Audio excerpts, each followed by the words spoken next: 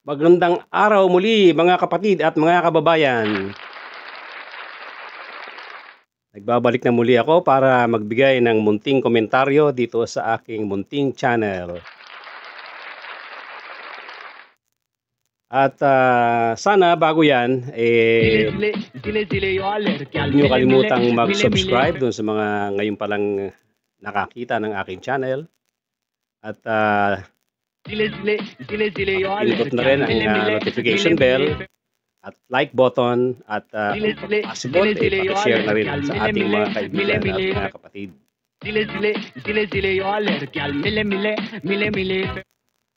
At ang aking gustong puntuhan at komentaryuhan ngayong araw na ito ay yung naging hearing o naganap na hearing kahapon ng committee ni Senator Bato de la Rosa. May mga nagkokomento na ibang vlogger na sayang nga daw yung perang ginastos doon dahil masyadong one-sided at wala silang ginawa kundi depensahan si Apollo Kibuloy. Na sa tingin ko parang gano'n na nga ang nangyayari. Nakakalungkot panoorin o nakakalungkot makita ang ganong klaseng hearing na pinagkagastusan ng ating taong bayan. Supposed to be, ang ating mga senador, mga lawmaker sila. At dapat man lang kahit papano may semblance ng neutrality. Yung kanilang stand. Pero ang nangyayari, wala silang nakita kundi yung side na pagkampi kay Kibuloy. Nasaan na yung pagiging representante ng buong sambayanang Pilipino? Kayo po ay naluklok sa inyong mga kinalalagyan ngayon dahil sa boto ng majority ng mga Pilipino. Sana man lang kahit papano merong semblance ng neutrality. Ang nakita nyo lang yung side na pakampi kay Kibuloy at doon sa mga tauhan ni Kibuloy. Lahat ng mga kilos ng pulis ay pinuna nyo. Wala man ako nakikitang problema doon. Natural lang na damihan talaga ang i-deploy na tao doon sa laki ng area, sa dami ng titig ng lugar, at sa dami ng mga followers, na mga blind followers ni Kibuloy. Siguro naman, katulad mo, Senator Bato, dati ka rin naman pulis, hindi ba talaga naman gano'n ang inyong SOP pag operation? Dapat i-overwhelm nyo yung kabilang side na inyong papasukin. Hindi ba? Kasi alangan naman na may tao sa kabila na palagay natin 100 na lang o 150 persons ang pupuntahan ninyo, sasalubong sa inyo at magpapadala ka ng 3 pulis. Hindi ba? Ay di, kawawa lang itsura ng mga pulis doon. Ano mahuhuli nila talaga? Wala talaga silang maihita doon. O sabihin mo na 10 pulis against 150 persons na kabilang side. So, wala akong nakikitang problema. Wala akong nakikitang overkill doon sa ginawa ng mga pulis. Wala pong overkill doon sa aking humble opinion.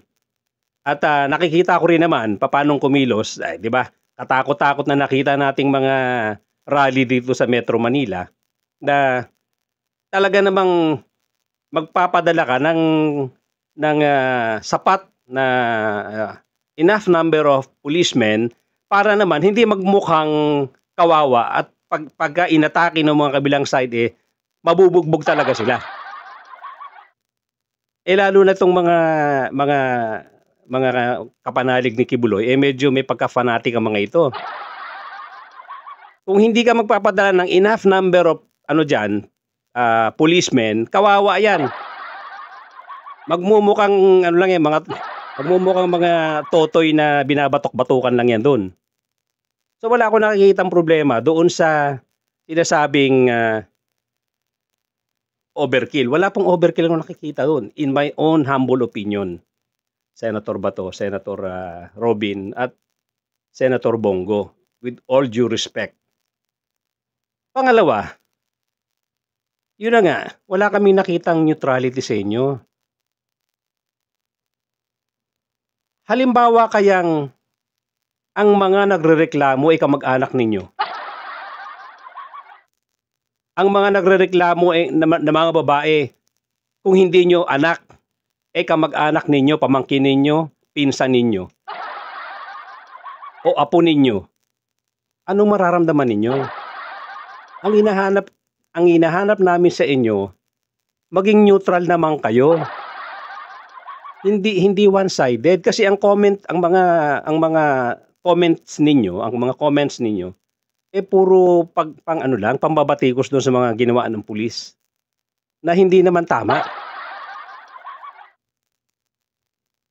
Kung kaya ang mga naging biktima nga ay anak ninyo, apo ninyo, o pamangkin ninyo, kamag-anak ninyo,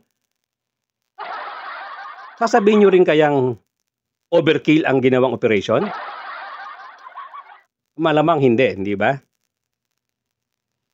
Kaya kahit papano, paminsan-minsan, isipin nyo rin naman yung kabilang side, yung mga biktima. Isipin nyo, kabataan din ang naging biktima rito. At detalyado ang kwento nung nag-testify doon sa hearing sa committee ni Senator Ontiveros. Ano ang mararamdaman ninyo kung kamag-anak ninyo ang nagkwento kung paano siyang pinagmasahe ni Kibuloy? Assuming na totoo ang kwento, sapagkat wala pa naman ito sa korte. Kaya nga dapat magpakita si Kibuloy para patunayan niya kung mali ang mga pinagsasasabi ng mga nag-testify against him.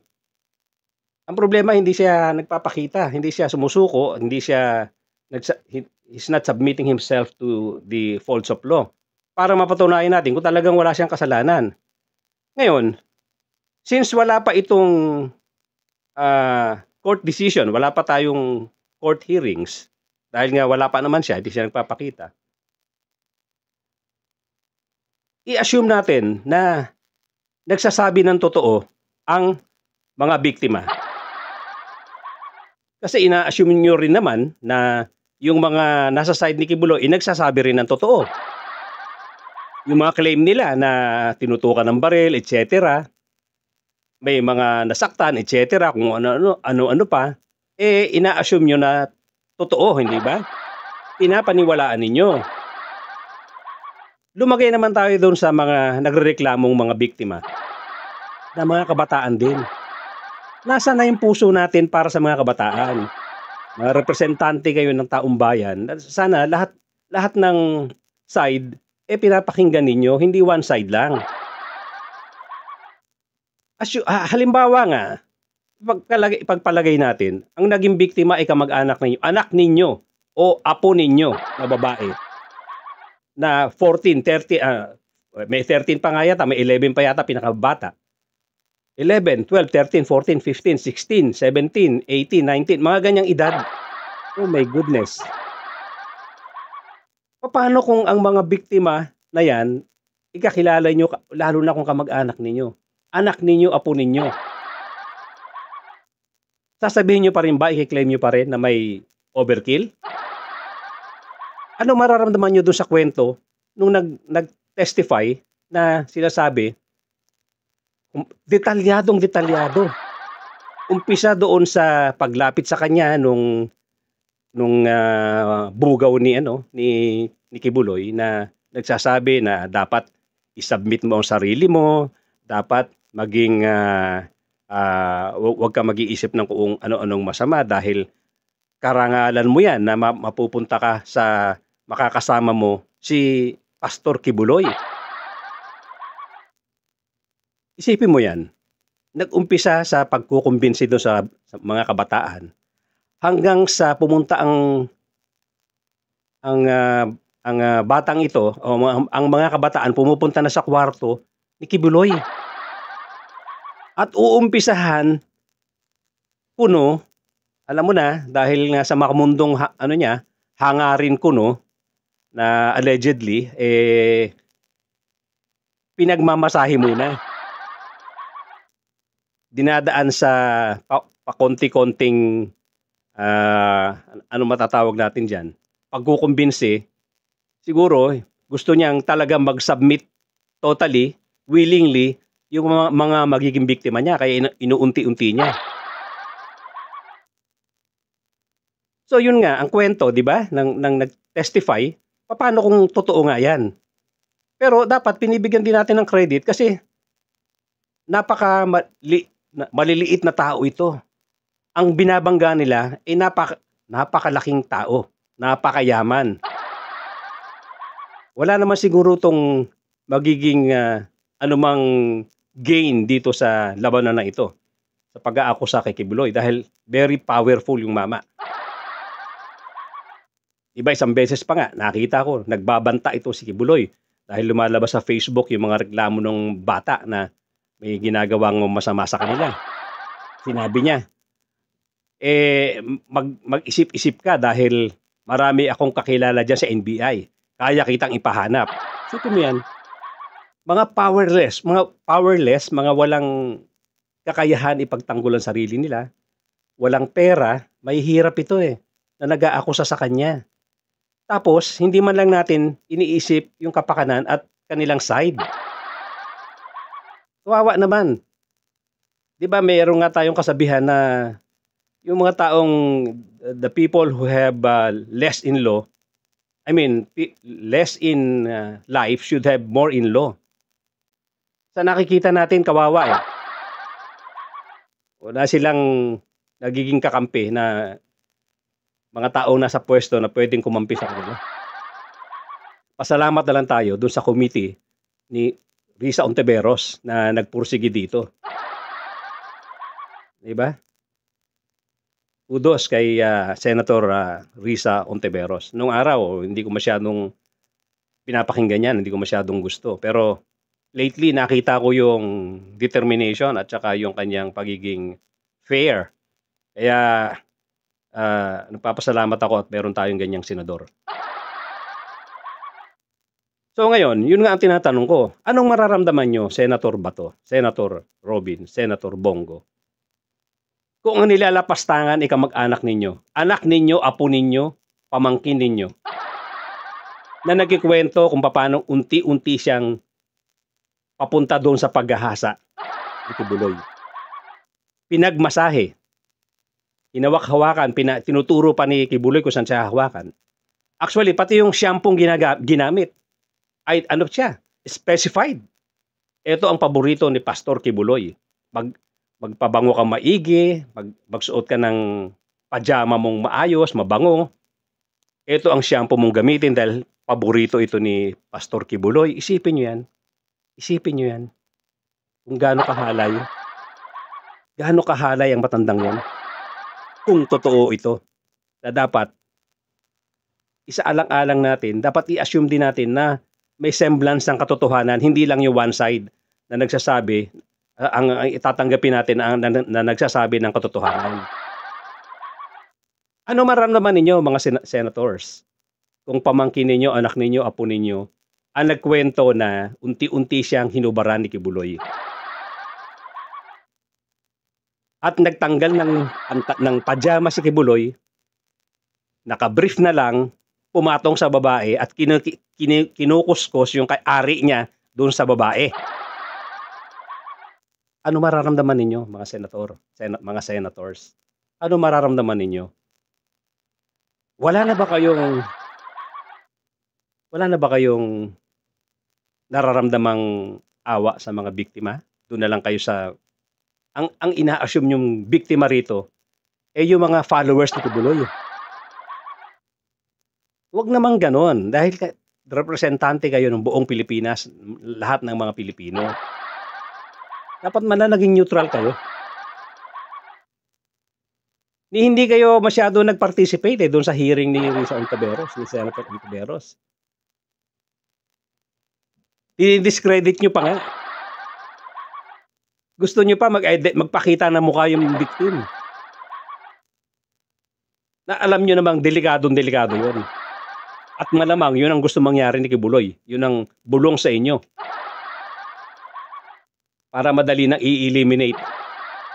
Kawawa naman yung babae. Sige nga, isipin nyo maigi, mga mahal kong senador. Kung anak ninyo, pamangkin ninyo, apo ninyo, ang nagkwento kung paano siyang systematically ni-rape. Inunti-unti hanggang sa ma-rape ni Pastor Kibuloy.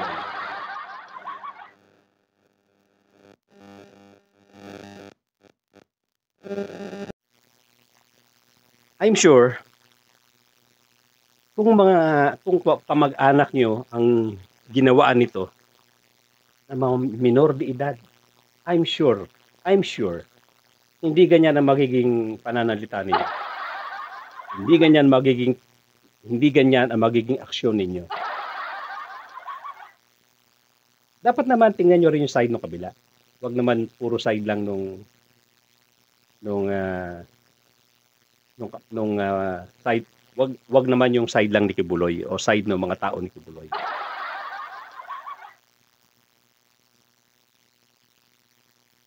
Actually, hindi naman isang tao lang na nag-testify eh. May mga corroboration. May isang lalaki rin, ba? Na kabataan din siya nung nangyari yon. Kung paano rin siya inabuso at sinaktan. At si yung nasa US ngayon na si Arlene Stone. Inaamin niya na naging biktima rin siya nung kanyang kabataan. Kaya alam niya na may katotohanan ang mga accusation ng mga victims. Sapagkat siya mismo naka-experience nun. Kaya sana naman aming mga mahal na senador, lalong-lalo na magkakaroon ng re-election. Hindi dapat ganyan na one-sided lang kayo.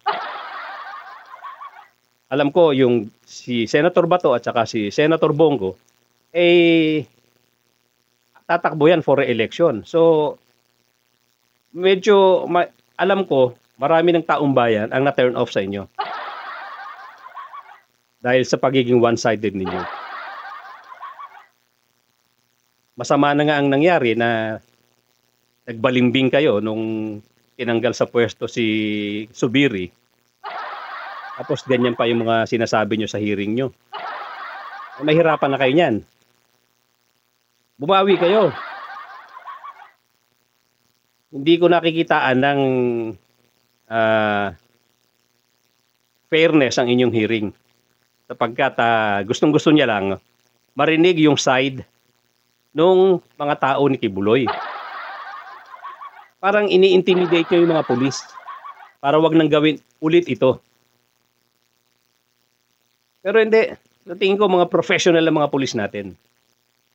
Dapat ipatupad nila ang batas kung ano yung nasa tamang protokol, kung ano yung nasa batas. Kasi fugitive si Pastor Kibuloy. Bakit mo ipagtatanggol ang isang fugitive, ang isang wanted sa batas? Mga lawmakers kayo. Dapat kayo ay pro proper implementation of the law. Bakit ang kinikriticize nyo lang yung pagkilos ng mga pulis during that so-called raid? Bakit hindi nyo i-criticize man lang yung pagtatago ni Kibuloy? Bakit hindi man lang kayo nakikitaan ng sympathy doon sa mga victim? Mga kabataan yan. Hindi bali sana kung mga ano yan, mga talagang mga nasa tamang edad na prostitutes. Hindi naman. Actually, kahit prostitutes, may rights pa rin. Kung talagang kung hindi nila kagustuhan ang gagawin sa kanila. Ang prostitutes, meron din silang karapatang tumanggi. Ang prostitutes, meron din karapatang tumanggi. Lalo na ito. May mga magaganda pa sanang kinabukasan ito. Napapaniwala ni Kibuloy na siya ang Son of God. Na sila pupunta sa langit. Pag sumunod sila sa mga tinuturo ni Kibuloy. Ang problema, apparently, ginagawa niya yan para makapambiktima. Apparently, ginagawa niya yan para makapili siya ng mga kursunada niyang batang babae. So, mga mahal kong senador, hindi niyo ba nakikita yung anggulo na yon? Na nagiging one-sided lang kayo? Na hindi kayo nagpakita ng awa doon sa mga supposedly victims. At hindi niyo malang nakita na dapat sumusunod tayong lahat sa batas. Dapat wag magtago sa batas si Kibuloy. Dahil matindi ang kanyang kinaharap na kaso. Hindi naman ito jaywalking lang. Hindi naman ito littering lang. Grabe itong mga kasong hinaharap niya.